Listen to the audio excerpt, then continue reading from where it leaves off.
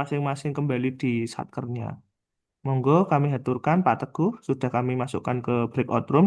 Untuk kelompok 3 dan 4, monggo masuk ke breakout room kelompok 3 dan 4.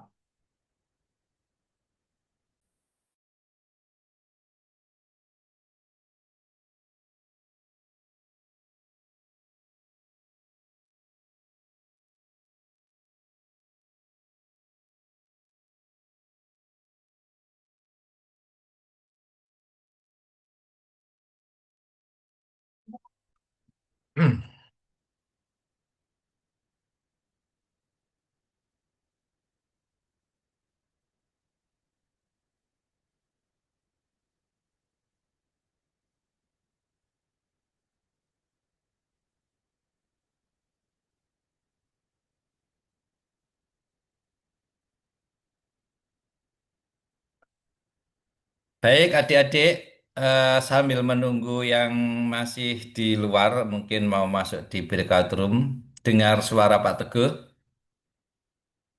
Dengar, Pak. Dengar, Pak. Dengar, Oke, Pak. dengar Pak. Dengar. Bismillahirrahmanirrahim. Assalamualaikum warahmatullahi wabarakatuh. Waalaikumsalam Waalaikumsalam warahmatullahi warahmatullahi wabarakatuh. wabarakatuh. Alhamdulillahirrabbil Asyhadu an la ilaha illallah wa asyhadu anna Muhammadan abduhu wa rasuluh. Allahumma sholli ala Muhammad wa ala ali Muhammad.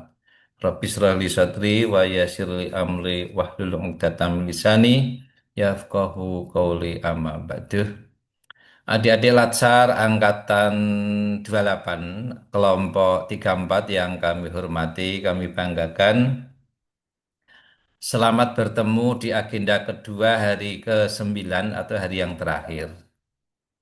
Adik-adik, karena situasi dan kondisi begitu padat, oleh karena itu mungkin jadwal kadang-kadang berubah-ubah. Kalau itu mohon pemahamannya dan pengertiannya. Harusnya agenda 2 itu diikuti, kemudian baru mengikuti agenda 3. Tetapi karena sesuatu hal yang kelompok 1, 2, agenda 3 terlebih dahulu, tapi tidak apa-apa. Adik-adik yang kami hormati, mohon izin share ya. Mohon izin share materi.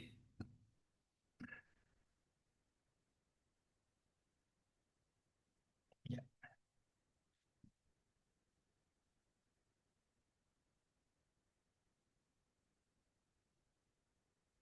Ya. Adik-adik bahwa untuk hari ini adalah hari yang ke-9. Jadi kalau menghitung hari ke-1, kedua, ketiga itu hari yang ke-9.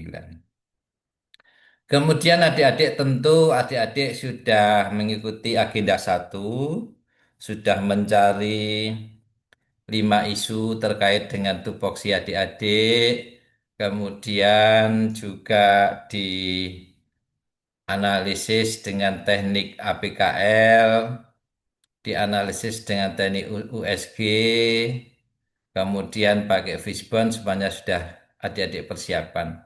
Nah, itu nanti yang akan menjadi agenda 4. Tapi jangan dipikir dengan sepaneng adik-adik. Jangan dipikir dengan merasa sulit, jangan. Semuanya everything will run well. Semuanya akan berjalan dengan baik. Kerjakan sebisanya. Dan saya yakin adik-adik bisa. Cari contoh laporan ataupun rancangan RA, banyak contohnya. Ya, dengan saling berbantu. Bukan berarti kita plagiat atau mengcopy 100% jangan, tetapi kita namanya ATM, analisis, tiru, dimodifikasi. Artinya sesuai dengan kaidah penulisan. Begitu ya adik-adik ya. Jadi ikuti dengan senang, dengan santai, tetapi serius ya. Semuanya akan segera selesai. Itu. Baik. Ini agenda ketiga itu pendalaman materi sebenarnya. Yang intinya bahwa di jadwal itu ini kita nanti akan mendalami tentang pengalaman pembelajaran ataupun pendalaman materi dengan semacam tanya jawab pada suatu analisis. Yang kedua, nanti kita akan mencari sebuah kasus dan kita analisis bersama. Nah, itu intinya itu. Adik-adik, hari ini ada tugas seperti kemarin yang Pak Teguh sampaikan, membuat learning journal tertulis ya. Jadi adik-adik nanti membuat learning journal tertulis maksimal 3 lembar dalam bentuk PDF seperti yang kemarin saya sampaikan. Baik adik-adik, nah coba adik-adik jawab satu-satu bercerita. Ini kan ada ini. Bercerita tentang pengalaman pembelajaran. Nah, adik-adik silakan bercerita maksimal 1 menit. Ya, intinya adik-adik itu memperoleh apa? Pada agenda 2 itu memperoleh pesan apa? Dengan belajar core value di MOOC itu dan mengikuti sinkronus yang kemarin dan yang hari Jumat itu adik-adik dapat apa? Nah, maksimal satu orang ya 20 detik lah, apa setengah menit sampai 1 menit. Ya, jadi cerita secara cepat saja. Ini kan ada cerita. Baik, silakan dimulai. Saya stop share dulu ya, biar. Nah, silakan adik-adik bercerita. Saya ambil kertas dulu.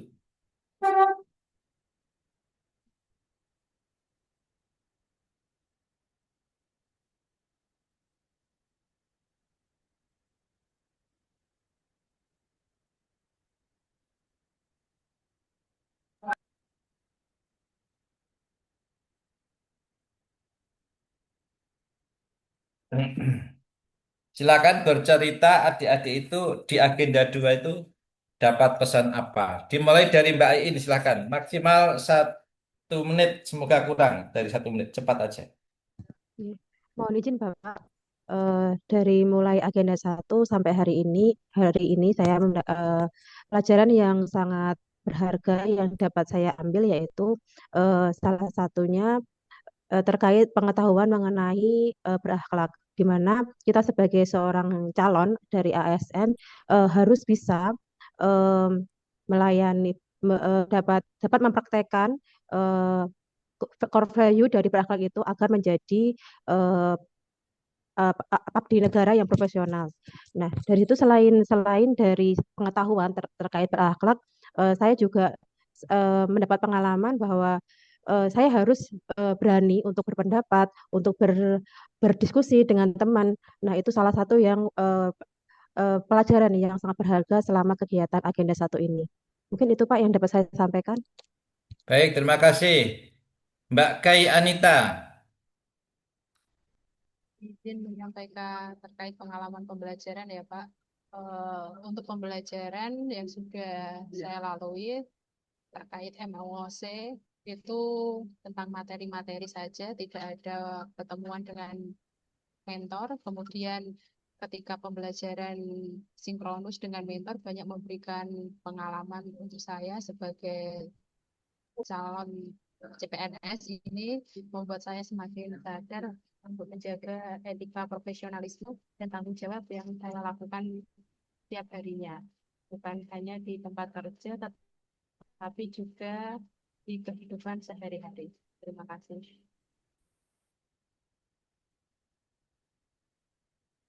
Terima kasih Mbak Kerry Anita. Oh, MTS Pati, Mbak. Hati-hati, nggak usah ikut demo. Boten, Ya, Pak. baik. Boten. Kita harus jaga netralitas. PNS itu harus netralitas dari politik ya, adik-adik. Tidak boleh PNS ikut-ikutan seperti itu, jangan. Terima kasih. Mas Irgi. Nggih, Pak, terima kasih untuk pembelajaran yang saya dapatkan dan sampai sekarang. Saya itu mendapatkan gambaran yang lengkap, Pak.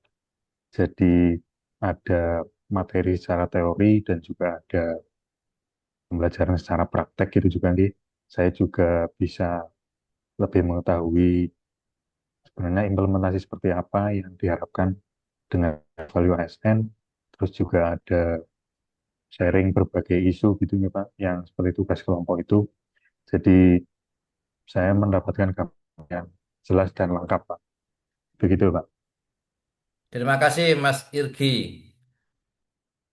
Mbak Muhisotul. Oke, baik, Pak. Terima kasih atas kesempatannya. Di agenda yang kedua ini, saya mendapatkan pengalaman yang luar biasa dan pelajaran yang banyak terkait nilai-nilai dasar ASN atau core value ASN, di mana sebagai ASN kita harus berorientasi pada pelayanan, akuntabel, kompeten, harmonis, loyal, adaptif, dan kolaboratif.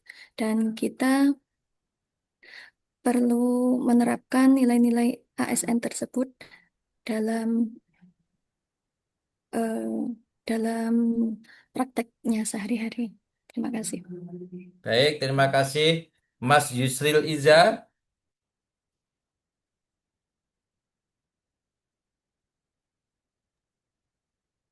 Mohon izin Bapak, sebelumnya saya ingin sharing tentang pengalaman saya selama pembelajaran ini. Yang pertama saya ucapkan terima kasih kepada eh, Bapak Teguh Sitno yang telah memberikan atau membimbing kami dalam pembelajaran selama agenda 2 ini. Terus yang kedua adalah eh, dalam hal pembelajaran agenda 2 ini saya merasakan bagaimana cara bekerja sama dengan tim yang baik dan menyelesaikan tugas secara bertanggung jawab. Terus untuk hal materi yang saya dapatkan yaitu terkait dengan eh, berakhlak, yaitu kita sebagai ASN harus memiliki berorientasi pelayanan, akuntabel, kompeten, harmonis, loyal, adaptif, dan kolaboratif. Kolaboratif, mungkin itu Bapak. Baik, Mbak Rara. Oke, baik Bapak izin menyampaikan terkait pembelajaran di agenda 2 ini. Terima kasih atas kesempatannya. Bagi saya, dibandingkan sewaktu melalui MOC yang secara individu itu, di agenda ini melalui tugas-tugas yang Bapak berikan, saya jauh lebih bisa mendalami, memahami implementasi dari core values ASN itu, Pak. Saya berterima kasih kepada Bapak sudah memberikan penjelasan, kemudian pengalaman Bapak, uh, dan juga motivasi bagi kami agar menjadi ASN yang jauh lebih bisa mengimplementasikan dan meneladani dari berbagai tugas-tugas yang sudah kami lakukan. Terima kasih Bapak. Sekian Terima dari kasih saya. Mas Heru. Nggih, matur nuwun Bapak untuk waktunya. Selama pembelajaran agenda 2 ini saya banyak mendapatkan insight nih Pak terkait nilai-nilai berakhlak, terutama dalam implementasinya nanti ketika kita menjadi ASN maupun di dalam kehidupan sehari-hari. Kalau untuk saya sendiri sih ini hal yang sangat berharga nih Pak, karena saya berangkat dari sebelumnya bekerja di sektor swasta, terus shifting ke pemerintahan, jadi banyak insight dan banyak penyesuaian nantinya. Gitu Pak, matur nuwun. Baik, Mbak Rizka. Jadi Bapak, terima kasih.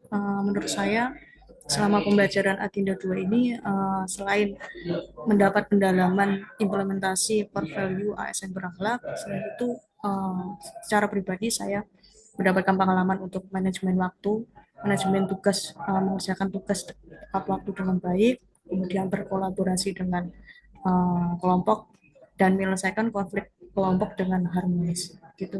Terima kasih. Baik, Mbak Rizka. Mas Saptian. Ya, terima kasih Bapak.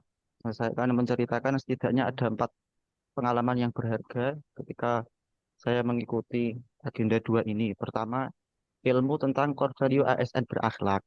Yang kedua, contoh suri toladan tokoh-tokoh berakhlak yang bisa kita jadikan contoh sebagai kehidupan sehari-hari.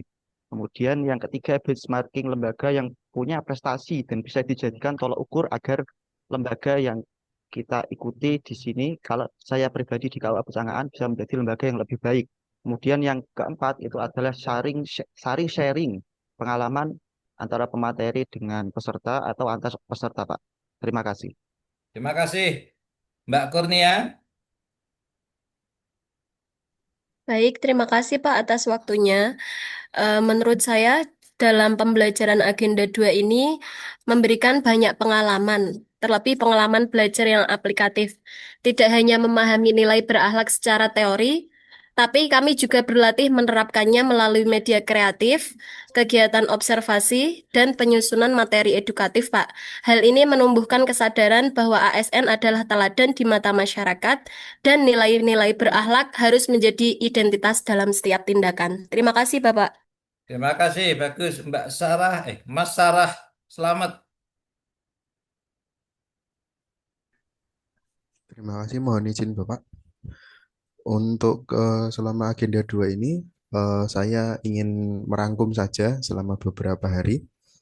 Saya mendapatkan sebuah inti dari pembelajaran hari ini sampai saat ini, yaitu jadi ASN itu harus siap ditempatkan dimanapun, kapanpun, dan harus siap diberi mandat apapun atau pekerjaan yang sekiranya diperlukan oleh negara atau masyarakat. Seperti itu, Pak. Terima kasih, Mas Taufik. Oke, Bapak, terima kasih. Pertama, saya ingin mengucapkan terima kasih pada Pak Teguh atas materi yang luar biasa yang disampaikan sampai hari ini. Untuk review atau cerita, saya jadi tahu bahwa di ASN ini kita memiliki beberapa nilai dasar yang harus kita terapkan. Apalagi kemarin untuk beberapa tugas kelompok yang role model itu justru saya menjadi makin luas pandangannya. Karena kemarin yang saya sangat kagum ada yang mengangkat sosok Sosro Kartono, Pak, itu luar biasa karena mungkin tidak semua orang itu tahu beliau dan ternyata beliau itu bisa dijadikan contoh. Lalu untuk benchmarking sendiri kemarin juga dari beberapa teman-teman atau kelompok kami sendiri cukup banyak masukan, apalagi kalau kami yang ada di madrasah itu mungkin kemarin ada sharing dari madrasah lain itu bisa jadi masukan bagaimana sih madrasah lain itu menjalankan kehidupan sehari-hari sebagai ASN seperti itu. Jadi menambah wawasan bagi saya dan besok bisa saya terapkan sendiri ketika saya sudah jadi ASN sepenuhnya atau diberi tugas atau mandatori lainnya. Itu aja, Bapak. Terima kasih, Mas Sofiyudin. Ya, sebelumnya saya mengucapkan terima kasih kepada Bapak Teguh yang selama ini memberikan pengetahuan, ilmu maupun wawasan. Nah, pengalaman saya dalam belajar baik dari MOC itu memberikan pengetahuan yang cukup luas, kemudian di materi MOC yang belum saya pahamkan itu terjawab di sinkronus yang telah dengan berikan materinya, Pak. Terus kemudian di asinkronus itu saya lebih apa ya, Pak, dalam menjalankan kurs itu lebih mandiri, baik itu menjalankan kurs individu maupun di kelompok nih, Pak. Cukup, Pak. Terima kasih. Baik, terima kasih. Mas Zakaria. Baik, terima kasih. Untuk pembelajaran di agenda kedua ini, saya bisa memahami dan mendalami nilai-nilai ASN yaitu berakhlak. Dalam hal ini tidak mendalami secara teoritis saja, tapi juga aplikatif.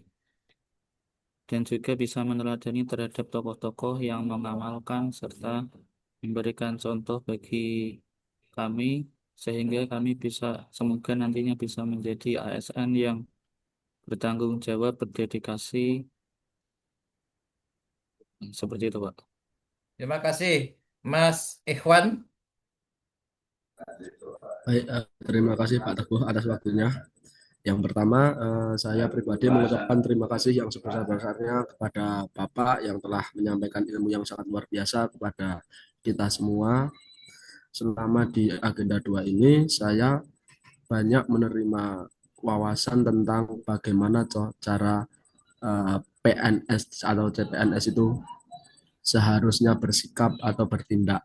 Baik itu bertindak di dalam instansi yang kita di dalam instansi kita maupun di lingkungan masyarakat.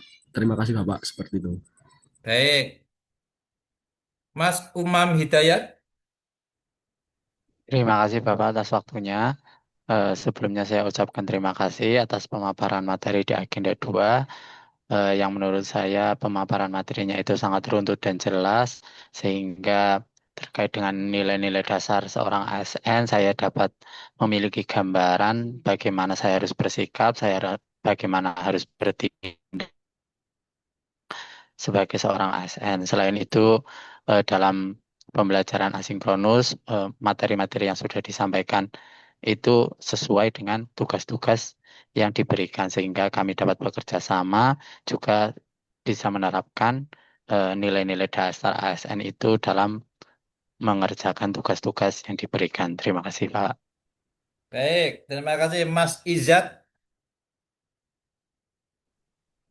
Ya, hadir Pak. Oke, silakan Mas. Selama mengikuti Latsar, termasuk di agenda 2, yang intinya saya ingin sampaikan itu mungkin karena saya terlalu lama tidak belajar, Pak, sejak lulus kuliah, dan begitu masuk jadi CPNS, ternyata ada Latsar dan diberikan tugas, diberikan fasilitas untuk Latsar. Saya merasa berpikir kembali dan akhirnya juga ada kelompok untuk bekerja sama, merasa bahwa selama saya latsar, mengikuti Zoom dan lain-lain, saya terrefresh kembali untuk belajar. Terima kasih, Pak. Baik, Mbak Ulfah Ramadan.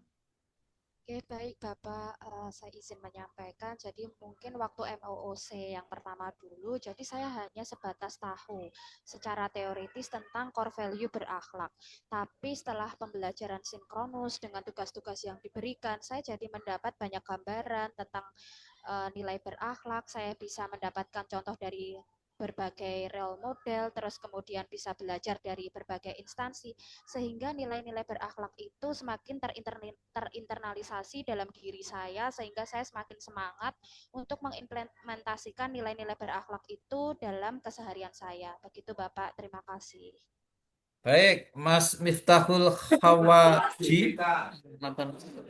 Ingat saja kita selama pembelajaran agenda 2 ini, saya banyak belajar mengenai nilai-nilai dasar yang menjadi pedoman perilaku bagi ASN, sehingga kedepannya saya berharap dapat mengamalkan nilai-nilai ini dalam pelaksanaan tugas sebagai ASN maupun dalam keseharian saya secara pribadi. Itu mau atau nuwun. Ada yang belum? Siapa? Sudah semua? Saya belum, Bapak. Siapa? Soma Nurfaza. Monggo. Ya, Bapak, singkat saja.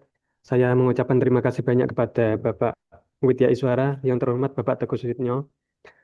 Bapak Teguh Suyitno, dalam pembelajaran sinkronus dan asinkronus, Bapak sudah menjelaskan dengan sangat baik, bukan hanya menerangkan, namun menggunakan media, PDF, PowerPoint, bahkan Bapak menggunakan video sebagai media pembelajaran kita. Tentu itu sangat berarti bagi kami, Bapak, karena tidak monoton. Kemudian Bapak juga mengajari bagaimana cara bekerja sama secara individu maupun secara kelompok, sehingga kita bisa menyelesaikan dan kita bisa menerapkan hasil pembelajaran individu dan kelompok itu ketika kita menjadi ASN. Kemudian Bapak juga menjelaskan core value berakhlak yang notabene tidak hanya dibaca dan dipahami, namun diimplementasikan ketika kita menjadi ASN. Terima kasih, Bapak. Baik, mohon izin Pak Teguh share materi lagi.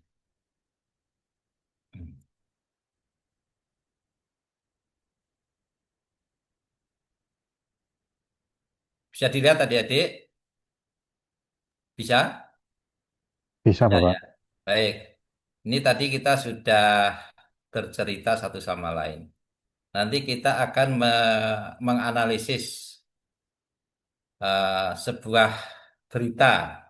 Nanti ada lembar kerja. Namun sebelumnya kita akan memperdalam dulu. Ini sudah ya. Nah, coba adik-adik komentari. Ini adalah perilaku berakhlak yang tentunya belum maksimal. Nah, silakan dari gambar ini, gambar sebelah ini, coba adik-adik, ini dari LAN ya, Lembaga Administrasi Negara itu yang mengurusi pelatihan. Situasi apa yang digambarkan di sini? Coba silakan yang mau berkomentar mengenai gambaran ini sebutkan nama saja. Mbak Kerry, silakan. Mbak Kurnia, Pak. Ya, Mbak Kurnia. Oke. Izin menjawab nggih, Pak. Ya. Kalau yang saya lihat itu adalah pelayanan yang sampai jam 10 belum buka, Bapak. Niku puskesmas. Harusnya jam 10 niku kan sudah jam kerja, nggih. Minimal Ya. bukanya jam setengah 8 lah, ngoten. Sampai antrian pasien-pasiennya itu sudah sangat banyak. Terima kasih, Pak. Oke. Mbak Kerry, core value apa yang belum diterapkan di situasi dari ragam fenomena ini? Ya, Berorientasi, Bapak. Ya, monggo Mbak Kerry. Terima kasih Mbak Kurnia. Mbak Kerry. Ya, yang dari gambar tersebut terlihat core value yang paling terlihat itu adalah belum berorientasi ke pelayanan nih Pak. Karena Ya. seharusnya sebagai seorang ASN itu kan harus melayani masyarakat. Itu kan masih di jam kerja ya, jam 10, tapi tidak ada pelayanan di puskesmas seperti itu. Berarti core value berorientasi pelayanannya masih sangat kurang. Baik, terima kasih. Ragam yang kedua, coba Mas Umam Hidayat berilah komentar.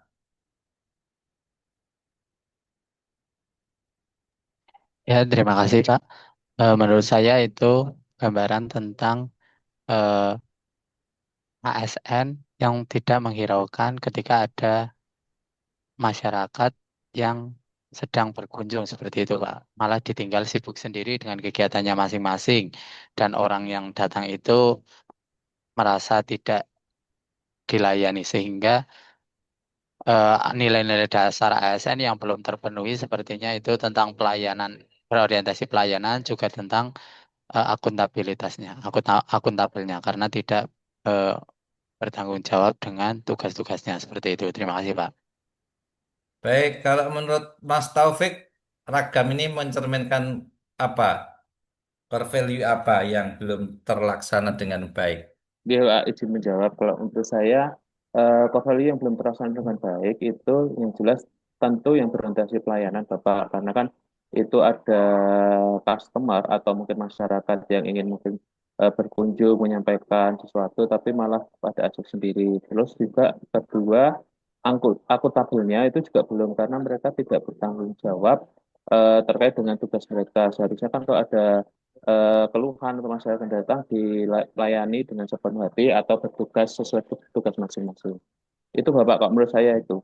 Baik, terima kasih. Ragam yang ketiga, coba Mbak Zubaidah. Bapak mohon izin menjawab. Eh, dari gambar ini terlihat bahwa ada satu kasir yang tidak kompeten dalam pekerjaannya. Padahal di situ sudah antri, tapi dia malah sibuk sendiri dengan kegiatannya. Selain itu ada juga dari pihak yang mengantri itu kurang disiplin dalam antri gitu, Bapak. Mungkin itu yang dapat saya sampaikan, Bapak. Baik, coba Mas Heru, apa yang terjadi ini? Oke Pak, matur nuwun untuk waktunya nggih Pak. Menanggapi ragam fenomena yang sudah di-share ini kan kemungkinan di kantor pajak nih Pak.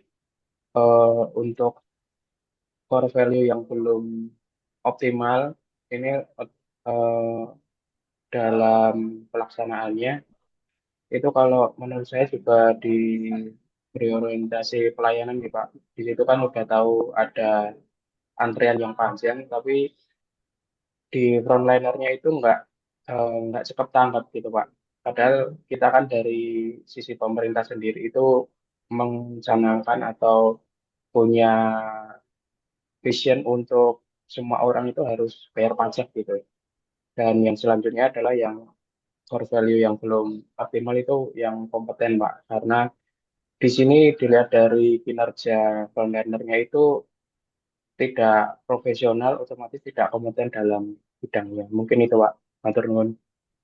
Baik, terima kasih.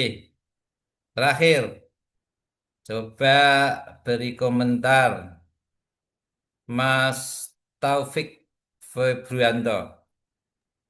Iya Pak, izin berkomentar. Ini untuk gambar yang saya lihat, ini kan dia baru mengurus tentang izin mendirikan atau bangunan ya Pak.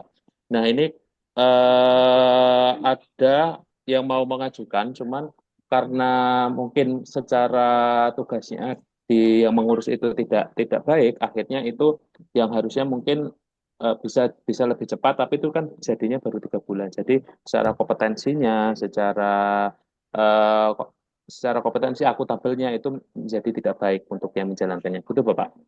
Bagus, terima kasih. Nah, adik-adik, bahwa harapan masyarakat sebagai customer dalam pelayanan publik itu, kita sebagai pelayan publik,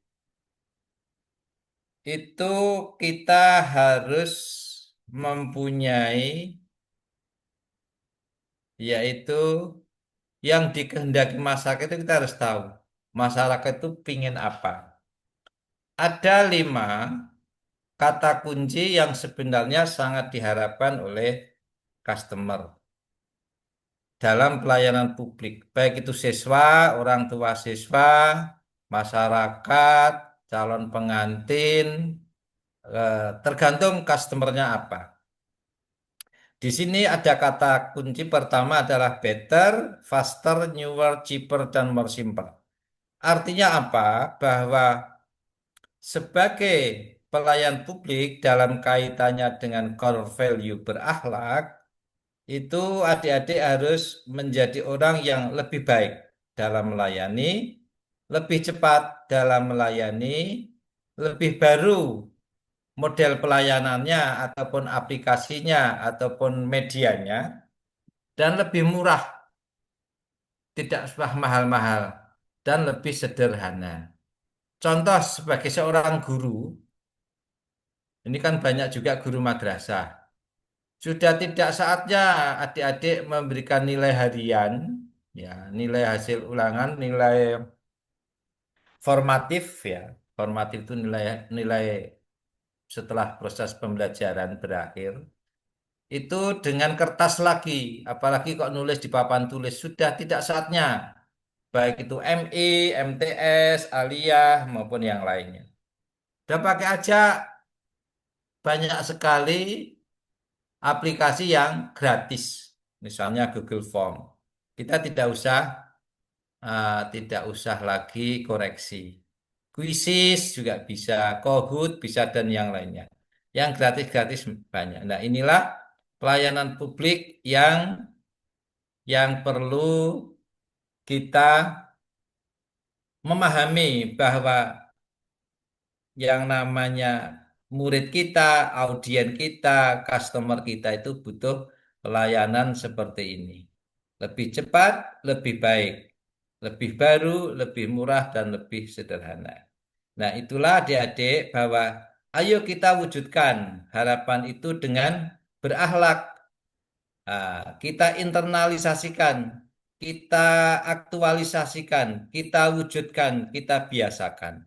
Nah, itu adik-adik bahwa kita sebagai ASN kita harus mau berubah, merubah sikap kita, merubah cara berbicara kita yang tadinya mungkin kurang sopan menjadi lebih sopan.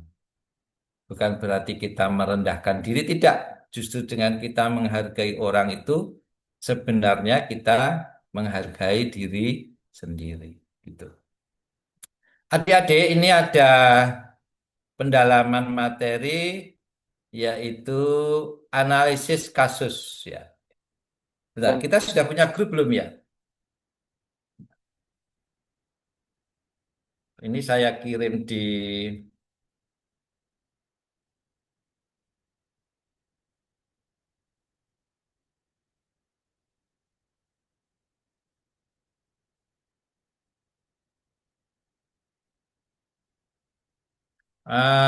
itu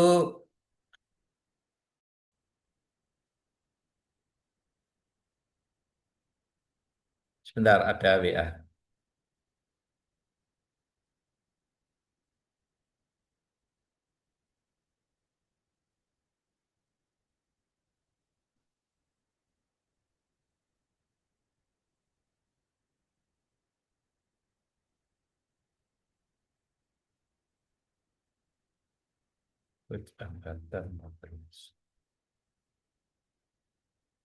Nah, adik-adik, ini ada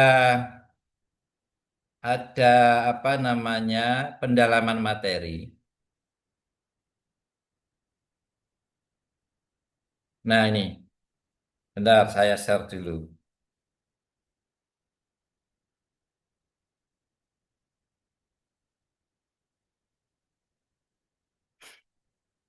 Baik, adik-adik kita akan mendalami modul dari akuntabel. Ini ada jelaskan pengertian akuntabel. Ini ada di modul 2 halaman 48. Ya, halaman 48. Itu sebentar.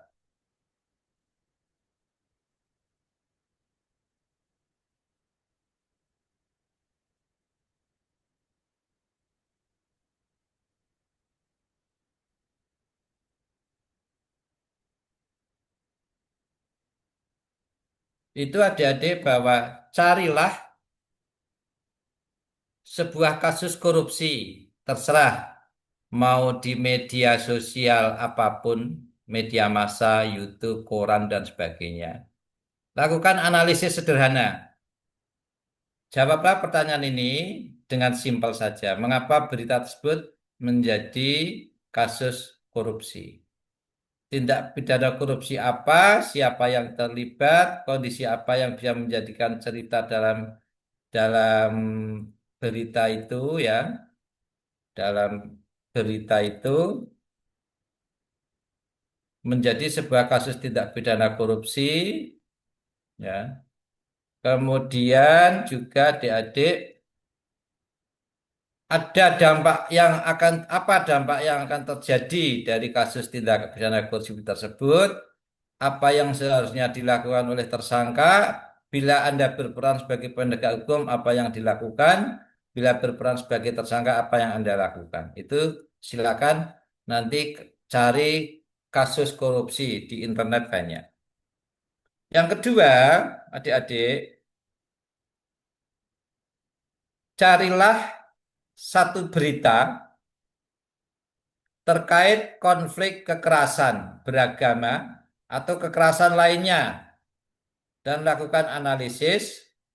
Satu, gambaran singkat, faktor penyebab, siapa yang terlibat, faktor penyebab langsung dan tidak langsung, bagaimana pihak terkait atau masyarakat merespon, analisis dampaknya apa. Jika berhalak tidak diterapkan, maka terjadi apa? Jika dia berharap telah dilakukan, sebentar ini menjadi telah dilakukan, maka titik-titik. Nah, itu adik-adik, saya share ini nanti ya. LK ini saya share. Adik-adik nanti breakout room ke bekerja kelompok 3A, 3B, 4A, 4B. Karena ini ada 2 LK, kan satu kelompok kan 5 orang. Ya kan? Maka boleh 3 orang mengerjakan tugas yang cari kasus korupsi, yang 2 orang mencari kasus kekerasan. Begitu biar cepat. Saya beri waktu kurang lebih 30 menit dari sekarang. Izin saya share di sebentar. Ini belum ada kelompoknya mungkin.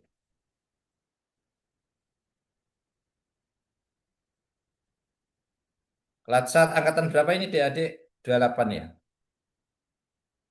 28. Anu aja, ketua kelompoknya siapa ini? Gini aja, Mas Yusril, Mas Yusril WA ke Pak Teguh ya. Nanti LK-nya saya kirim ke WA jenengan. Halo Mas Yusril, dengar? Oh, nggih, Pak, siap. Ini nomor HP Pak Teguh Dengar, dengan Pak. Nggih. 0823 Kedah, Pak. nggih. 08 0823 nggih. 2796 9086. Nggih. Dengan WA nanti tak kirimi Oke, apa? Pak. Ya. Baik. Begitu adik-adik ya, kerjakan selama 30 menit tentang 2 LK itu untuk pendalaman materi. Tidak usah bertele-tele, jawab singkat-singkat saja. Ceritakan secara singkat dan jelas.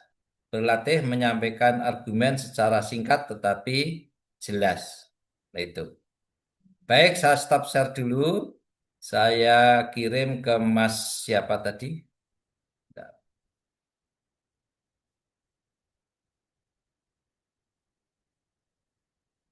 Ya, ini sudah. Siapa ini?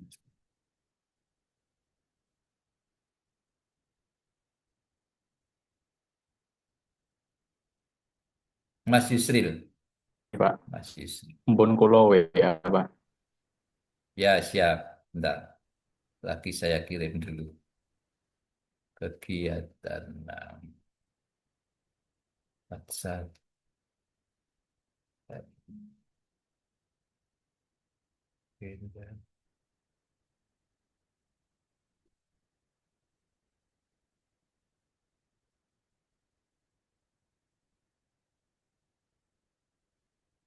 Sudah saya kirim Mas Iza. Silakan adik-adik kerjakan secara kelompok. Kelompok 3A, 3B, 4A, 4B. Karena ada 2 LK bisa berbagi tugas. Mungkin 3 orang atau 2 orang mengerjakan yang atas. 3 orang atau 2 orang mengerjakan yang bawah. Selamat bekerja. Sekarang jam 8.20.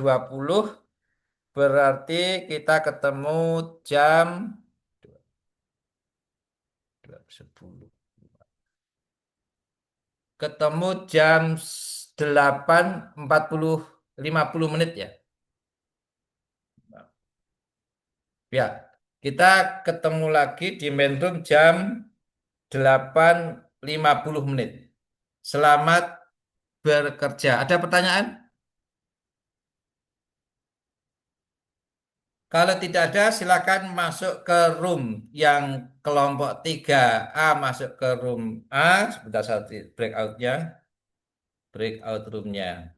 Ya, ada. Kelompok 3A masuk ke room 3A, kelompok 3B ya ke room 3B, kelompok 4A room ke 4A, room 4B room ke 4B. Selamat beraktivitas. Silakan.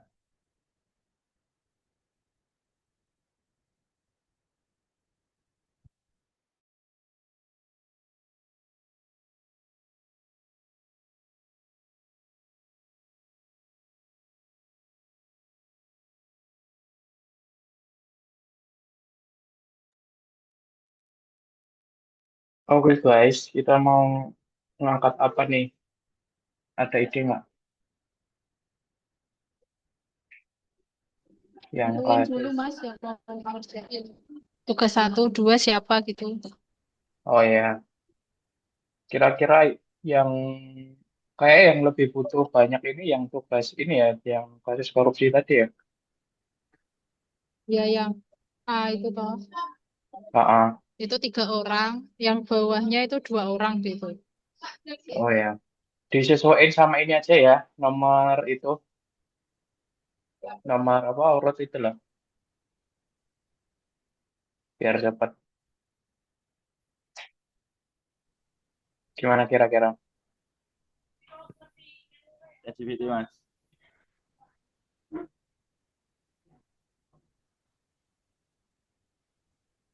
Masih dengar nggak suaraku?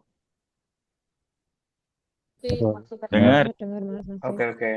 Berarti yang kelompok 1 yang korupsi itu nanti eh, nomor absen 1 aku ya berarti. 1 sampai 3. Terus yang bawahnya itu nanti yang 4 sama 5.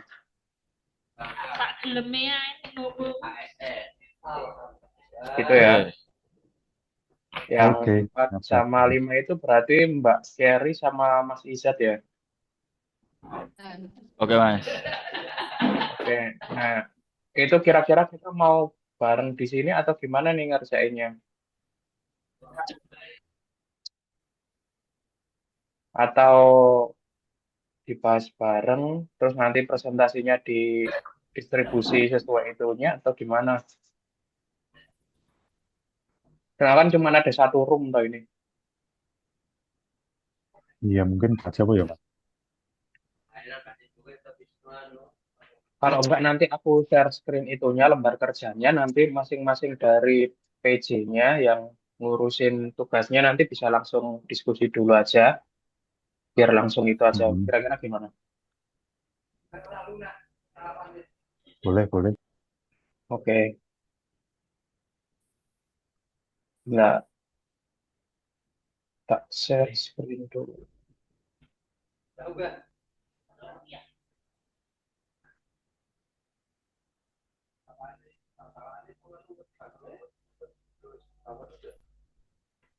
Oke, udah kelihatan belum ya? Sudah. Udah ya. Ya, nah. Berarti yang kelompok korupsi dulu nih. Kira-kira mau apa? Kalau aku sih yang lagi ini nggak itu loh, apa yang korupsi yang CSRBI itu loh. Kira-kira gimana?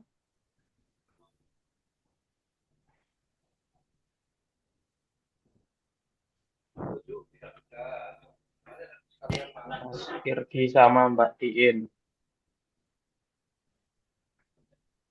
Itu baru aja ya kasus korupsinya ya. Aku belum Ah, belum Iya, lihat aku detail sih itu. belum mengikuti itu sih itu. kalau Heeh, yang Mas. yang tersangkanya itu eh udah ingkrah belum sih yang DPR, cuman kan dia eh, jadi merembet kemana-mana gitu loh. Pertamanya tuh cuman 2 anggota DPR aja, tapi ternyata setelah diselidiki itu semua di Komisi 11 apa ya? Komisi 11 tuh dapat semua gitu loh. Kalau enggak ada ide lain yang udah ingkrah gitu, maksudnya udah putusan pengadilan. Kalau aku yang kasus ini tuh belum tahu, belum baca juga. Jadi kalau misalnya Heeh. mau lihat mau kerjaan sekarang tuh masih harus baca-baca lagi kan, butuh waktu lama. Saya kira kalau misalnya Heeh. yang Iya. terkenal yang terkenal aja gimana? Oh ya udah nggak Apa apa. mm, yang Timah tuh kan juga udah putusan juga tuh. Oh Aduh, siapa ya, namanya? oke. Suaminya Dewi Sandra itu loh. Oh ya, oke Atau oke. yang lain mungkin. Nggak apa itu, nggak apa sih. Itu. Itu juga Oke. udah putusan pengadilan toh.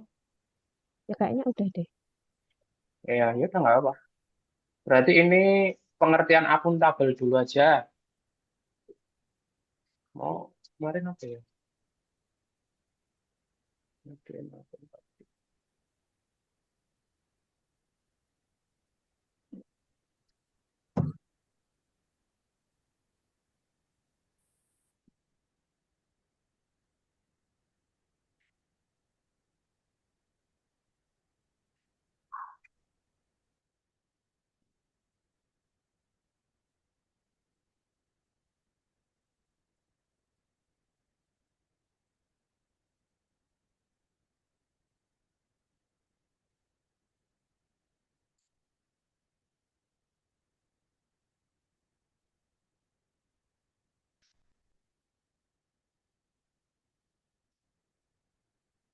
Ini berarti judul korupsinya di bawahnya ini, wae. Ini soalnya langsung mengapa berita tersebut dikategorikan menjadi kasus tindak pidana korupsi.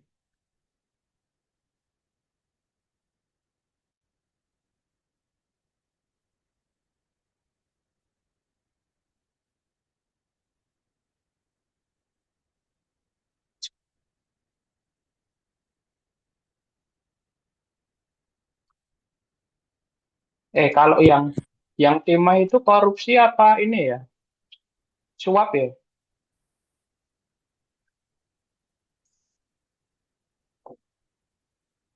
Kira-kira apa? Yang Itu karena 271T itu toh Mas? merugikan negara nggak sih lebih ke itu? Oh iya, iya, iya. Tapi Mm-mm. prakteknya itu penyuapan apa korupsi? Maksudnya kena dua-duanya pasti merugikan negara. Hmm.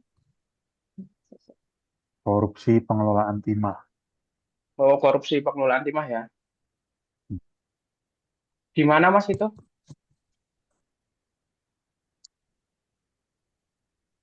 Bentar, sambil baca-baca.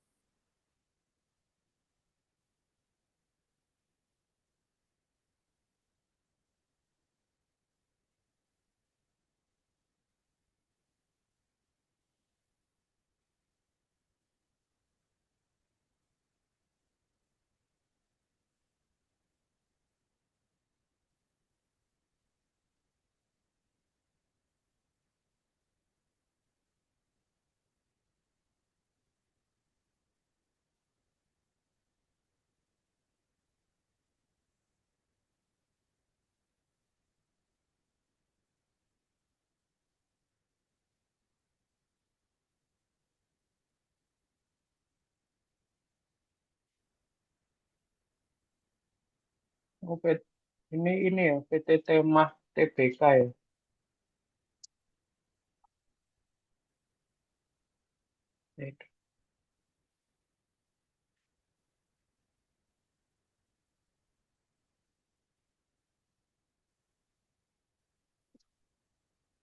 Ya. Di Bangka Belitung. Berarti itu tahun lalu ya Mas? Ini harus, ini berita terkini ya. Bentar ini ya? Eh, Atau mau yang lain?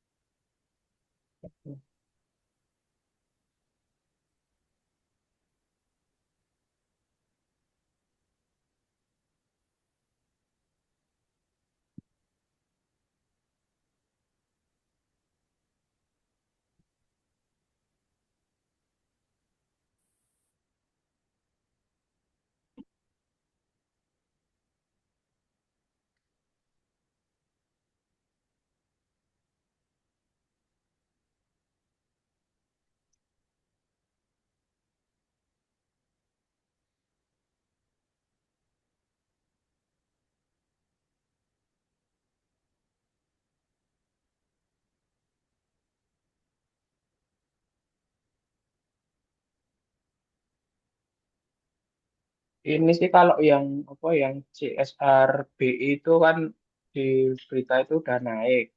Pakai judulnya tuh yang udah ada tersangkanya. Itu ada dua tersangka, terus yang menetapkannya KPK. Kira-kira gimana? Ini baru 2 hari yang lalu sih.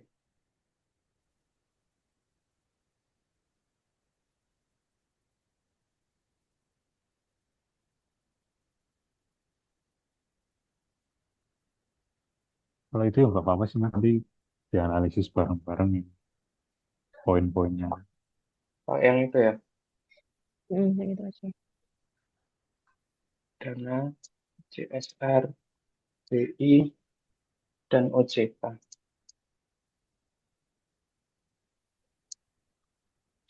Nah, berarti langsung masuk di ini ya. Mengapa berita tersebut dikategorikan kasus tindak pidana korupsi? Kira-kira apa nih? Karena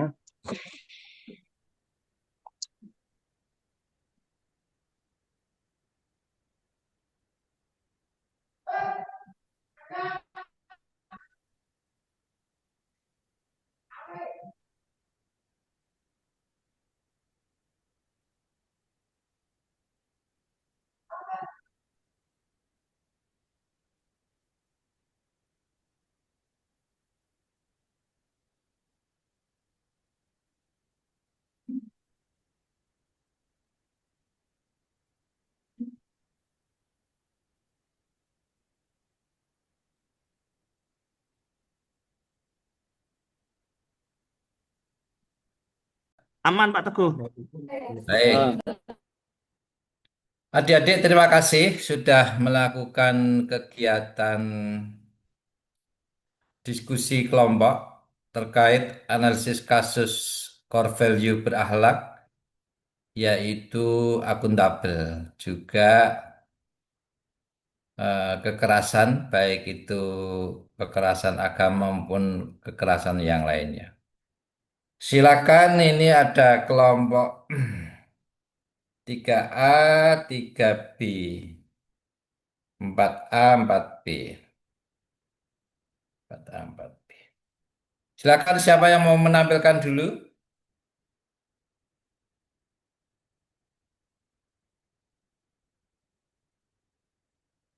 Sudah kembali ke sini semua, kayaknya ini sudah 20, kurang satu orang. 20. Baik, kelompok 3A dulu, monggo.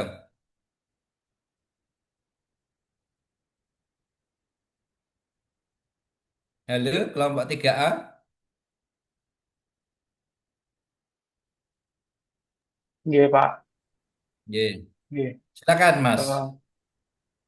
Izin untuk share screen ya, Pak. Ini nanti Siap, untuk Mas Heru. Baik, presentasinya 3A nih Mas Heru di ya.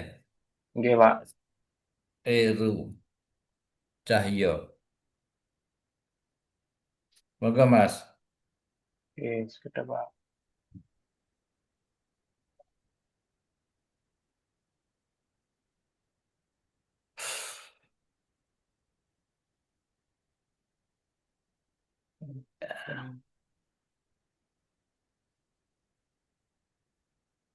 Oke, apakah sudah terlihat?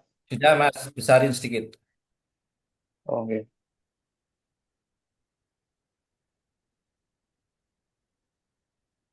Ya, bagus. Oke. Cepat ya, Mas. Untuk Maksimal 10 menit. Oke, Pak. Untuk dari kelompok kami yang 3A untuk lembar kerja pertama, kami mengangkat kasus korupsi pengelolaan dana CSR, BI, dan OJK ya, Pak, yang melibatkan anggota DPR RI periode 2019 sampai 2024 kemarin. Nah, mengapa berita tersebut dikategorikan menjadi kasus tindak pidana korupsi itu karena dalam praktik pengelolaan dana CSR-nya itu tidak dilaksanakan oleh para tersangka, ya Pak. Ini eh, para tersangkanya ini kalau untuk sekarang itu ada dua anggota DPR RI dari fraksi Nasdem, itu ada Pak Sator, dan yang kedua itu dari fraksi Gerindra, yaitu Pak Heri Gunawan. Ini untuk jenis tindak pidana korupsi yang relevan, itu tindak pidana korupsi penggelapan, nih Pak, penggelapan dana untuk kepentingan pribadi. Nah, untuk argumen ini kita ambil dari berita di Kompas dan Tempo itu yang sudah mengeluarkan terkait eh, kasus kasus ini ya Pak. Ini kasus sudah diselidiki oleh KPK. Dan untuk yang ketiga, siapa saja pihak dalam berita itu yang akan terjerat nih Pak. Yang untuk sementara ini ada dua anggota DPR RI periode 2019 sampai 2024. Tapi dalam update terbaru, KPK juga akan memanggil pihak Bank Indonesia dan pihak OJK terkait pengelolaan dana CSR-nya. Karena ada indikasi dalam pengelolaannya itu juga melibatkan orang dalam untuk pendistribusiannya. Ya, untuk yang selanjutnya, kondisi apa yang bisa menjadikan cerita di dalam berita ini menjadi kasus tindak pidana korupsi. Ini karena anggota DPR tersebut tidak melaksanakan proses CSR sesuai dengan proposal yang telah diajukan, Bapak. Jadi, para anggota DPR ini sudah membuat proposal untuk eh, pengajuan dana CSR di masing-masing konstituennya, Pak. Dan untuk dampak yang akan terjadi, otomatis masyarakat yang menjadi sasaran dana CSR ini tidak mendapatkan haknya, Pak. Ini malah ada indikasi dananya itu ditilep sendiri untuk kepentingan pribadi. Dan yang selanjutnya adalah apa yang seharusnya dilakukan oleh para tersangka agar kegiatan tersebut tidak terjadi kasus korupsi. Nggih. Kalau dari sisi tersangkanya nggih Pak, ini karena sudah kejadian, tapi kalau di sini sebelumnya bisa dilaksanakan pengelolaan dan penyaluran dana CSR-nya sesuai dengan proposal, maka kasus korupsi ini tidak akan terjadi nggih Pak, karena sudah sesuai dengan proposal yang telah disepakati. Ini untuk poin 7, bila Anda berperan sebagai penegak hukum, apa yang akan Anda lakukan?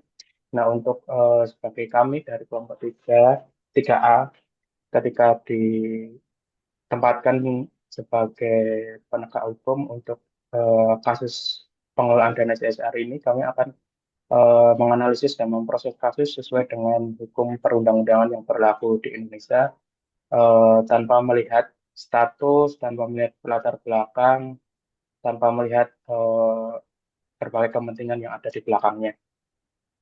Yang poin terakhir, bila Anda berperan sebagai pihak tersangka atau orang yang terlibat korupsi, apa yang akan Anda lakukan? Tentu saja kami akan sebagai fitrahnya manusia ya Pak, ketika melakukan kesalahan ya harus mengakui jika memang melakukan tindak pidana korupsi dan menjadi justice kolaborator untuk menyelesaikan kasus tersebut.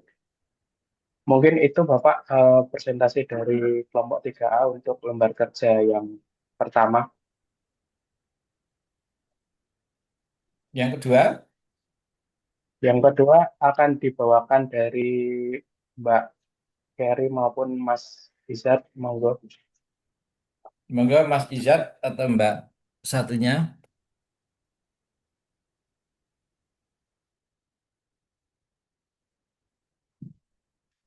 Ya, ini saya akan mempresentasikan terkait kasus konflik kekerasan beragama, Pak. Nah, untuk identifikasi peristiwa, kelompok kami itu mengambil kasus terkait pelajar SD yang berinisial KB berusia 8 tahun meninggal akibat tindakan perundungan dan kekerasan fisik oleh beberapa kakak kelasnya di sekolah dasar di daerah Pangkalan Kasai, Kecamatan Samarinda, Kabupaten Indragiri Hulu, Riau. Yang diduga motifnya ini terkait perbedaan agama antara korban dan pelaku. Kemudian latar belakang peristiwanya ini, kejadiannya ini terjadi sekitar akhir Mei di 2025. Diketahui bahwa korban ini dilakukan perundungan oleh beberapa kakak kelasnya. Diduga melibatkan kekerasan fisik yang menyebabkan luka fisik pada korban. Selain itu juga ada isu dugaan toleransi bahwa perundungan ini berhubungan dengan perbedaan agama dan suku antara korban dan pelaku. Selanjutnya terkait pihak yang terlibat ini berarti ada korbannya itu berusia 8 tahun, kemudian pelaku yaitu kakak kelasnya, kemudian penyebab peristiwa ini adanya intoleransi berbasis agama dan suku di antara pelajar. Kemudian nilai core value berakhlak yang dilanggar ini ada kurang lebih ada 4. Yang pertama terkait harmonis, berarti sekolah itu seharusnya menjadi tempat yang aman, tempat yang inklusif, tetapi malah terjadi tindakan diskriminasi dan kekerasan. Kemudian nilai core value yang kedua yang dilanggar yaitu amanah, berarti negara dan sekolah ini kan memiliki amanah untuk melindungi anak-anak, namun kewajibannya ini belum terpenuhi. Kemudian kompeten yaitu kurang pembekalan terhadap guru dan staf untuk mengenali tanda-tanda intoleransi dan bullying di sekolah. Dan yang terakhir, nilai core value berakhlak yang dilanggar yaitu kolaboratif, yaitu tidak ada koordinasi yang efektif antara sekolah, pemerintah, dan lembaga-lembaga perlindungan anak. Kemudian untuk kesimpulan dan rekomendasinya, dari kasus kematian pelajar SD di Riau ini, ada perundungan berbasis agama dan suku adalah indikasi bahwa intoleransi telah sampai di ranah pendidikan. Ini mencerminkan kegagalan dari negara, sistem pendidikan, dan masyarakat dalam melindungi generasi muda, terutama untuk anak-anak sekolah. Kemudian untuk rekomendasi kita bisa melalui penguatan pendidikan agama, kemudian pelatihan anti-bullying dan toleransi di sekolah, kemudian melalui sistem perlindungan anak dan pelaporan dini, juga bisa melalui intervensi dan penegakan hukum. Sekian dari kelompok 3A, Pak. Terima kasih. Baik, terima kasih. Kasus pertama adalah kasus kasus korupsi. Kalau nggak salah tadi dari bank ya, dari bank yang melibatkan. Nah, menyebutnya begini, Mas. Yang melibatkan oknum anggota DPR ya, oknum. Jadi tidak semua anggota DPR itu jelek. Jadi oknum. Nah, misalnya oknum polisi, oknum guru gitu, cara berbahasanya. Kemudian kasus perundungan. Nah, itulah contoh-contoh core value yang belum dilaksanakan dengan baik. Baik, kelompok berikutnya yang mau tampil, silakan. 3B, 4B, Bapak. Pak. Silakan 4B. 3B. 3B, oke. 3B dulu terus 4B nanti. Oke. Terima kasih Bapak atas waktunya. Izin menampilkan hasil diskusi dari kelompok kami.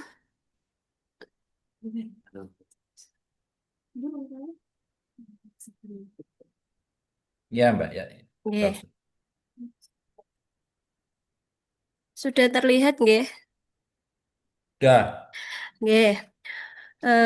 Kasus korupsi yang kelompok kami angkat yaitu kasus korupsi proyek BTS 4G yang merupakan salah satu skandal korupsi terbesar yang mengguncang Indonesia pada tahun 2023, Pak.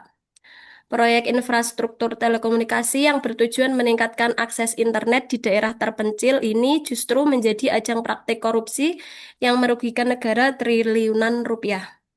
Kasus ini mencuat menjelang pemilihan umum 2024, memicu kekhawatiran publik akan potensi penyalahgunaan anggaran negara untuk kepentingan politik. Adapun poin-poin yang kami analisis yaitu nomor pertama, berita tersebut dikategorikan menjadi kasus tindak pidana korupsi karena melibatkan penyalahgunaan kekuasaan dan sumber daya negara. Jenis tindak pidana korupsi yang relevan di cerita tersebut yaitu kerugian keuangan negara, penyuapan, dan gratifikasi. Pihak yang terlibat dalam kasus tersebut adalah beberapa pejabat kementerian, pihak swasta, yaitu kontraktor dan vendor yang terlibat dalam proyek tersebut, termasuk Bapak mantan Menteri Komunikasi dan Informatika yaitu dari Partai Nasdem yaitu Bapak Joni G. Plate. Kemudian kondisi yang bisa menjadikan cerita dalam berita tersebut menjadi kasus tindak pidana korupsi yaitu adanya niat jahat dari para pelaku untuk memperkaya diri sendiri atau orang lain serta penyimpangan dari prosedur yang seharusnya. Dampak yang akan terjadi dari kasus tindak pidana korupsi tersebut yakni kerugian negara dan hilangnya kepercayaan masyarakat. Yang seharusnya dilakukan para tersangka agar kegiatan tersebut tidak terjadi kasus korupsi, seharusnya para tersangka melakukan kegiatan tersebut dengan transparan sesuai prosedur dan berpegang teguh pada prinsip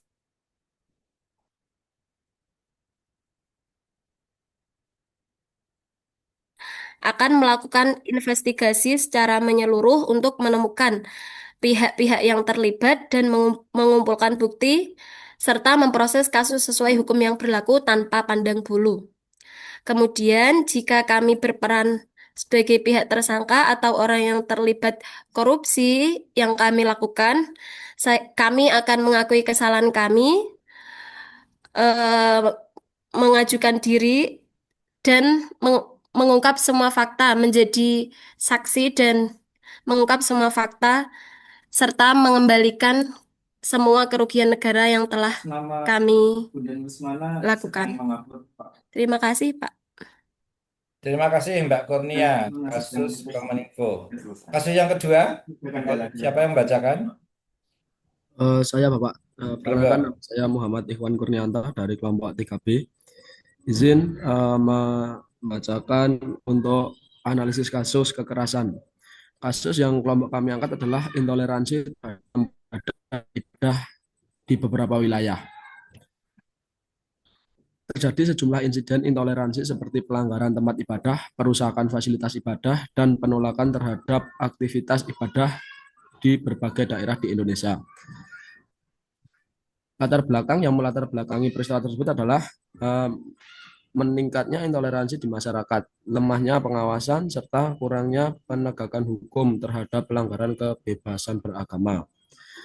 Pihak yang terlibat sebagai korban adalah jamaah dan komunitas yang dilarang beribadah atau tempatnya diancam. Pelakunya adalah aktor lokal, baik dari kelompok masyarakat maupun oknum pemerintahan setempat.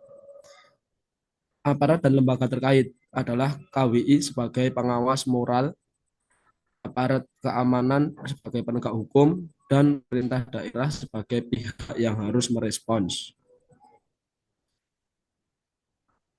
Penyebab peristiwa tersebut adalah secara langsung internal ketidakpahaman dan intoleransi masyarakat terhadap keberagaman, serta lemahnya pengawasan lokal. Secara tidak langsung, dinamika politik identitas, serta lemahnya regulasi dan penegakan dalam perlindungan kebebasan beragama. Terus kemudian, nilai core value berakhlak yang dilanggar adalah integritas, toleransi, pelayanan, dan keteladanan dilanggar. Respon masyarakat dan lembaga menunjukkan keresahan. Kesimpulan dan rekomendasi, jika nilai berakhlak tidak diterapkan, konflik akan berulang, kerukunan rusak, dan keadilan berkembang. Jika telah diterapkan dengan baik, misalnya lewat deteksi dini, dialog antar agama, penegakan hukum cepat, dan penguatan FKUB, maka kerukunan bisa terjaga, kebebasan beragama dihormati, dan masyarakat hidup aman dan harmonis. Terima kasih, Bapak. Bagus, terima kasih Mbak Kurnia dan Mas Ikhwan. Cuman yang kekerasan itu secara umum. Jadi belum mengambil kasus, tapi tidak apa-apa. Bagus, terima kasih. Kelompok berikutnya 3B. 4B, Pak. 4B, monggo. 4B. Ya, Pak. 4B dulu. Mohon maaf, Pak. Sebelumnya izin share screen, Pak. Oke.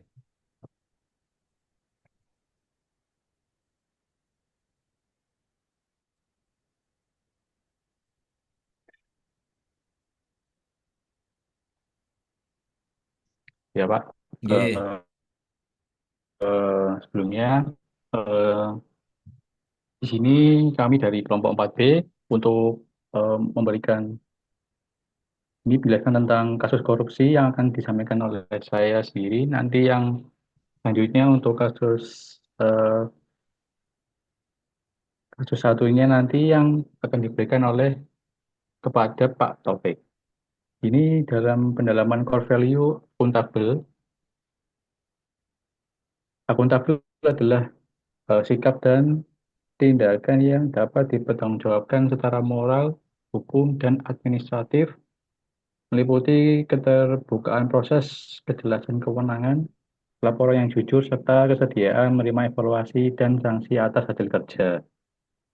Dalam hal ini kami mengambil contoh berita dari tempo.com, detik.com, dan Kompas TV. Lalu ringkasan kasusnya yaitu KPK telah menyidik dugaan korupsi terkait pembagian tambahan 20.000 kuota haji tahun 2024.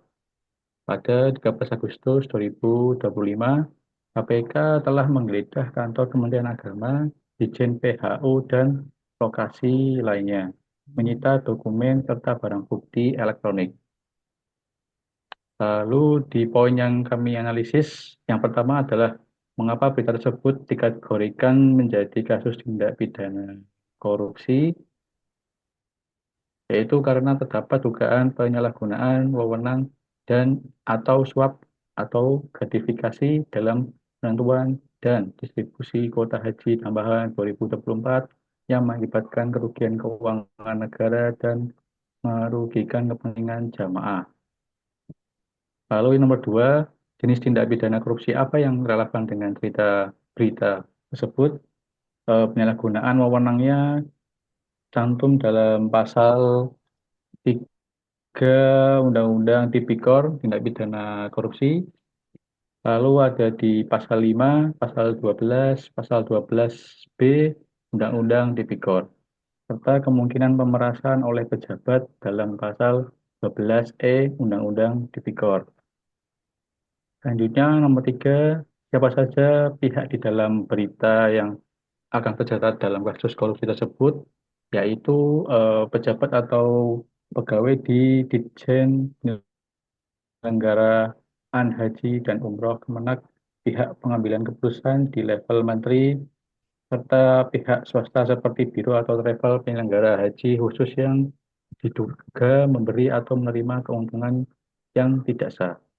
Nomor 4, yaitu kondisi apa yang bisa menjadikan cerita di dalam berita dalam kasus tindak pidana korupsi tersebut, yaitu ketiadaan SOP transparan atas tambahan kuota, minimnya pengawasan real time, potensi konflik kepentingan antara regulator dan operator, serta tata kelola data dan alokasi yang tidak dibuka ke publik.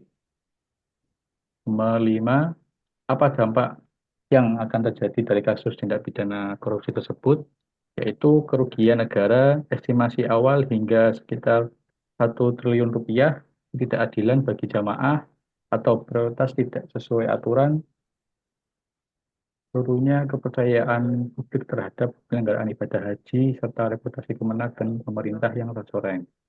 Nomor 6, apa yang harus dilakukan oleh para tersangka agar kegiatan tersebut tidak terjadi kasus korupsi, yaitu menerapkan sistem alokasi berbasis aturan tertulis dan dashboard publik, audit pra dan pasca penyaluran laporan verifikasi.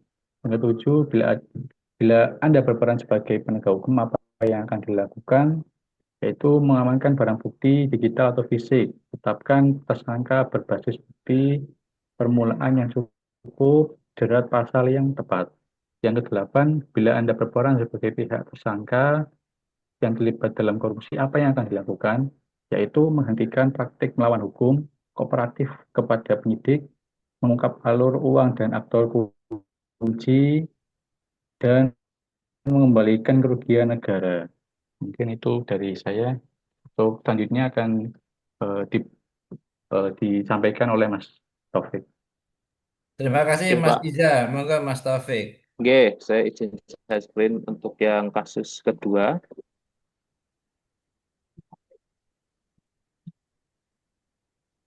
Oke, izin Bapak melanjutkan presentasi dari Pak Yusril Iza. Untuk kelompok kami terkait dengan kasus kekerasan, kami beranggotakan ada Pak Saptiawan Khairul, Pak Sarah Slamet, Pak Somanur Faza, saya sendiri Taufik, dan Pak Yusril Iza. Pada kesempatan kali ini kami mengambil kasus kekerasan, yaitu kekerasan pembubaran pemuda Kristen di Jawa Barat. Berita kami ambil dari CNN Indonesia. Nah, identifikasi peristiwa pada tanggal 20 Juni 2025, sekitar 200 orang Muslim mendatangi sebuah retret pemuda Kristen yang diselenggarakan di sebuah rumah di Desa Tangkil, Sukabumi. Massa menyerukan hancurkan itu rumah, lalu merusak properti seperti jendela, gazebo, dan taman, serta melempar motor ke sungai. Lalu para peserta retret pemuda Kristen itu dievakuasi oleh polisi dan tentara. Nah, latar belakang peristiwa konflik ini dipicu oleh klaim bahwa penggunaan rumah sebagai tempat ibadah tidak memiliki izin resmi. Nah, kondisi ini mencerminkan masalah struktural minimnya izin pembangunan rumah ibadah bagi komunitas minoritas dan adanya ketegangan sosial dari masyarakat sekitar yang merasa kegiatan tersebut akan mengganggu ketertiban. Nah, pihak-pihak yang terlibat dalam kasus tersebut, untuk pelaku sendiri sekitar 200 warga Muslim yang melakukan aksi pengerusakan, lalu korbannya adalah peserta retret pemuda Kristen, serta pemilik rumah, keluarga Yongki, Jin, dan kawan-kawan. Lalu ada juga aparat polisi dan tentara yang hadir di lokasi namun tidak langsung mencegah atau tidak langsung menanganinya. Terus yang terakhir adalah pemerintah daerah. Nah, Gubernur Jawa Barat, Pak Dedi, mengecam peristiwa tersebut, memerintahkan investigasi dan menyetujui ganti rugi. Lalu untuk penyebab peristiwa, untuk penyebab langsungnya, karena penggunaan rumah sebagai tempat ibadah itu tidak ada izin resmi. Yang penyebab tidak langsungnya atau dari yang internal terlebih dahulu, karena rendahnya literasi beragama dan pemahaman toleransi. Lalu regulasi diskriminatif terkait perizinan rumah ibadah, dan yang selanjutnya mobilisasi massa berbasis agama. Untuk penyebab eksternalnya yang tidak langsung itu tekanan dari kelompok konservatif lokal dan kebijakan harmoni at all cost yang cenderung mengabaikan keadilan. Lalu untuk nilai core value berakhlak yang dilanggar, ada akuntabel, harmonis, loyal, adaptif, kompeten, dan kolaboratif. Nah, responnya dari kasus tersebut, pemerintah daerah, khususnya dari langsung gubernurnya, mengecam dan memproses hukum dan memberi kompensasi. Lalu untuk masyarakat Kristen sendiri yang mengalami menjadi korban, akhirnya menempuh jalan damai.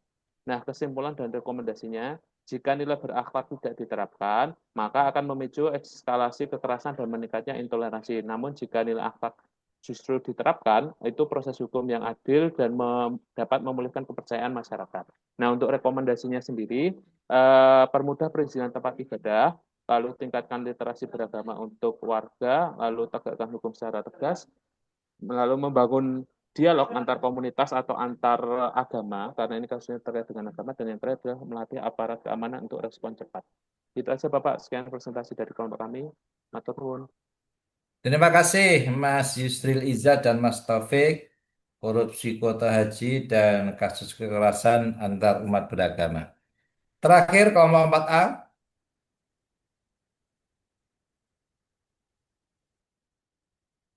Baik Bapak, kami dari kelompok 4A izin mempresentasikan hasil diskusi kami kepada Pak Sofi. Tolong di-share-kan.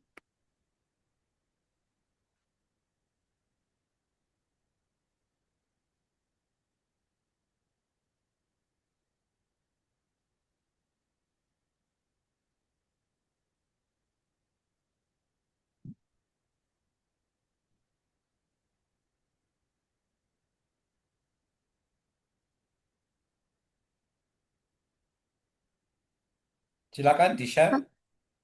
Pak Ini Sofi. ditunggu Bu Fitri ya. Oke.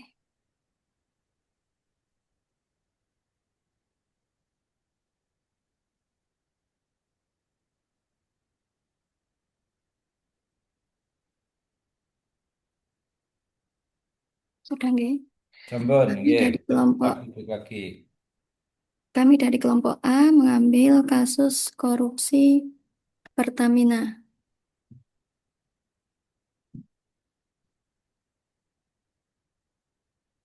Kasus korupsi Pertamina tahun 2018-2023. Mengapa berita tersebut dikategorikan menjadi kasus tindak pidana korupsi? Karena dalam kasus ini terjadi penyalahgunaan wewenang, penggelapan dan manipulasi pengadaan minyak dan BBM oleh oknum di lingkungan Pertamina dan mitranya.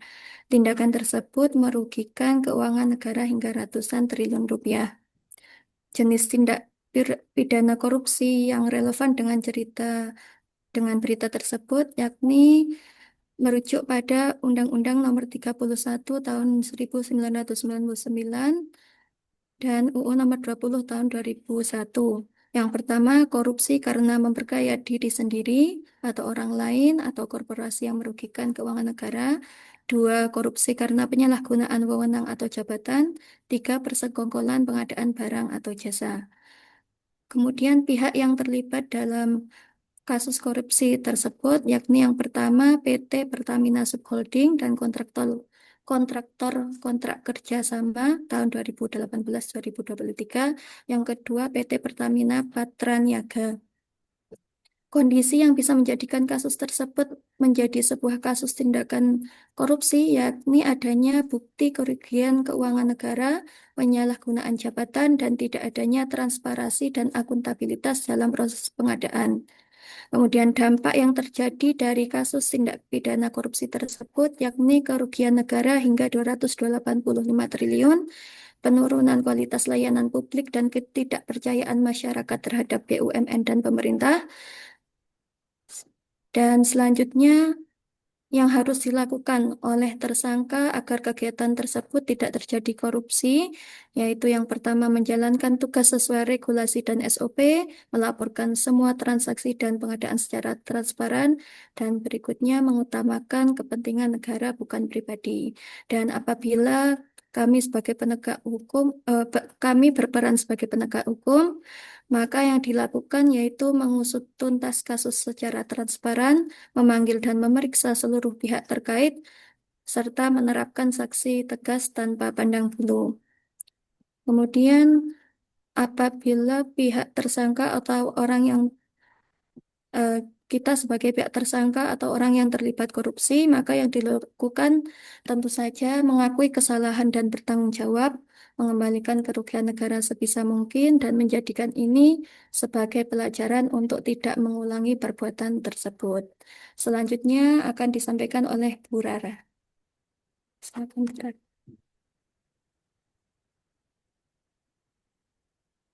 Silahkan Bu Rara Amalia. Baik, saya Oke. Izin melanjutkan terkait kasus konflik kekerasan. Kami mengambil tema penolakan terhadap ibadah di Solo 3. Untuk identifikasi peristiwanya, di mana warga menolak aktivitas ibadah dalam rumah kosong karena belum memiliki izin resmi.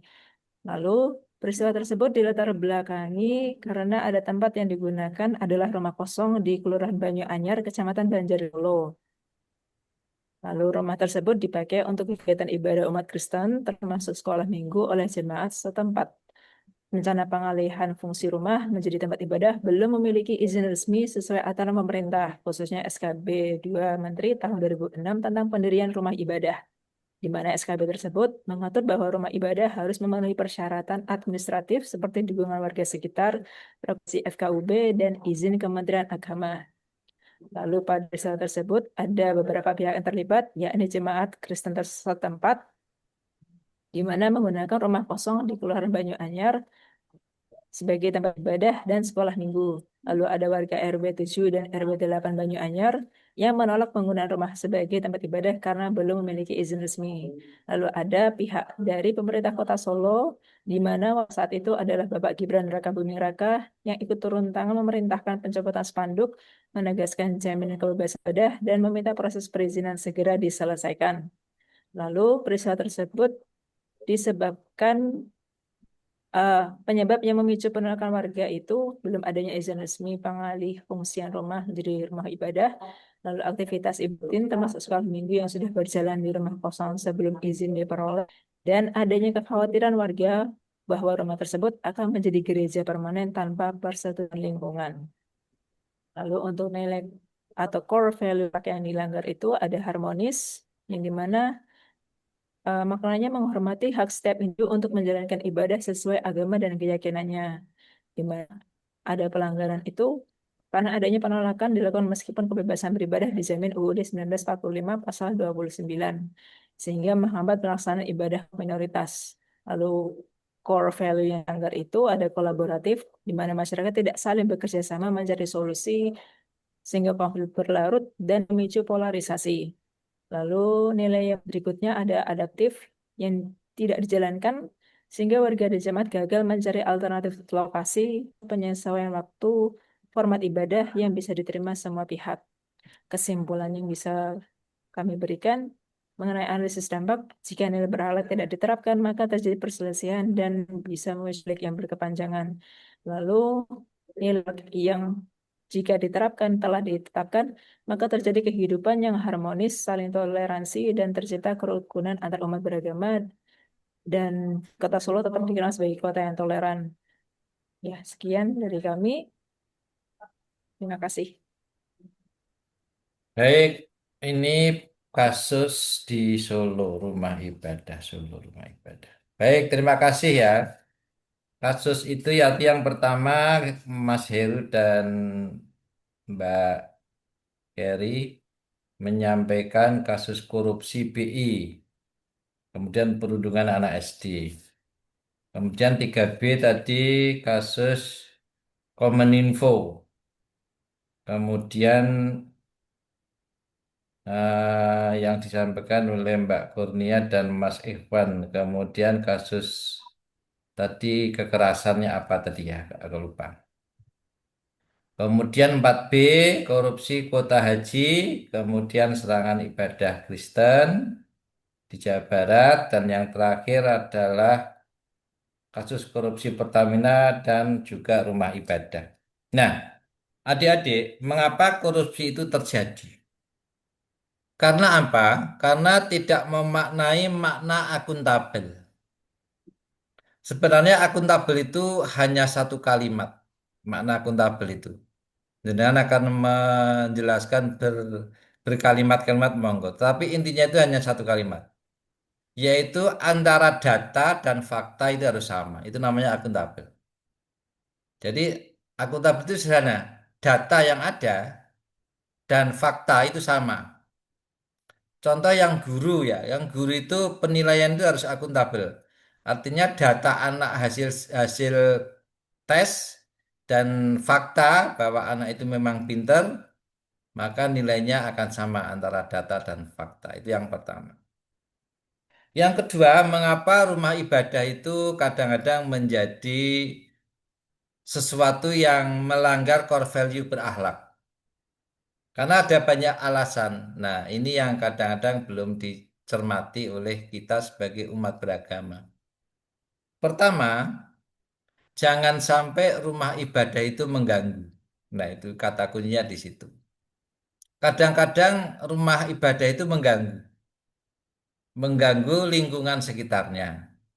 Nah, maka itu para jamaahnya itu harusnya tahu. Contoh, masjid itu sering mengganggu juga ketika toa yang dipasang itu tidak sesuai dengan surat edaran nomor 5 tahun 2022. Surat edaran Menteri Agama. Di situ sudah dijelaskan bahwa ketika adzan itu silakan menggunakan speaker luar, tapi selain non adzan itu pakai speaker dalam.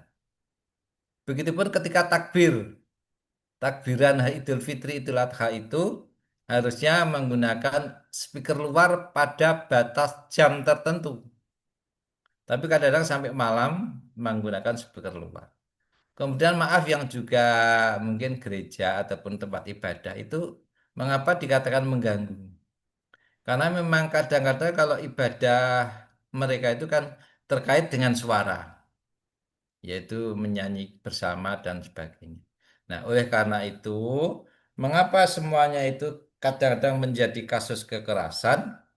Karena kurangnya kesadaran core value di mana dari 8 nilai dasar itu harusnya ada kata-kata apakah yang saya lakukan itu mengganggu orang lain atau tidak.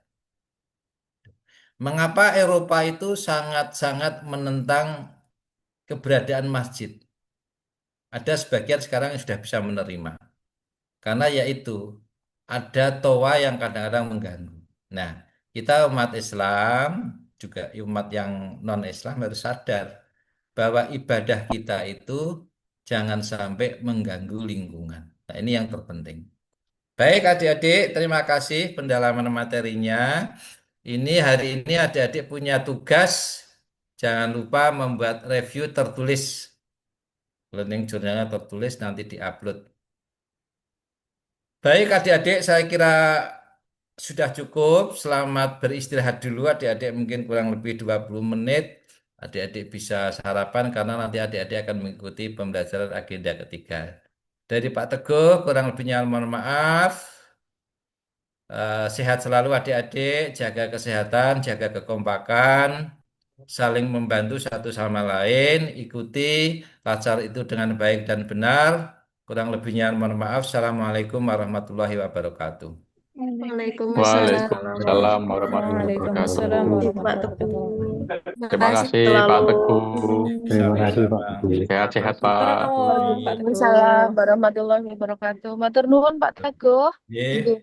Ya, baik adik-adik, nanti jam 10 bersiap masuk kembali nggih. Ya, monggo selamat beristirahat.